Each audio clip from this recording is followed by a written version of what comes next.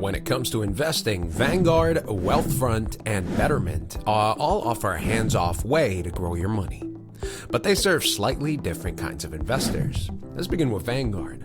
Vanguard is the veteran here. They want me to open an account, which works for them. It's best known for low-cost index funds and ETFs, plus a rock-solid reputation in the retirement investing world.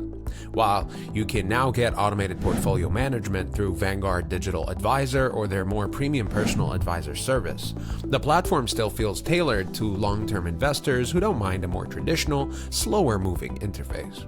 Fees can be as low as 0.15 for digital portfolios, and you get access to Vanguard's massive fund lineup. Wealthfront is a pure robo-advisor built for efficiency. You deposit money, it builds a diversified ETF portfolio, and automatically rebalances.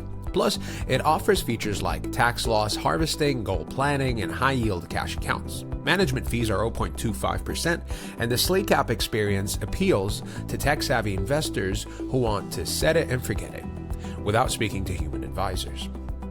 Betterment is similar to Wealthfront, but adds a bit more personalization for smaller accounts and a stronger emphasis on goals-based investing.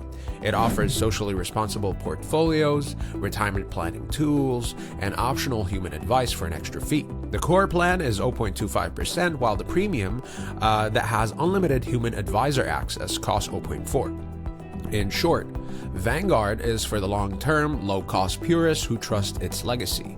Wealthfront is for tech-driven investors who want automation with smart tax tools, and Betterment bridges the gap with a friendly interface, goal-based planning, and optional human guidance. If you've used one of these, how's it working for you? Drop your thoughts in the comments. I'd love to hear your experience.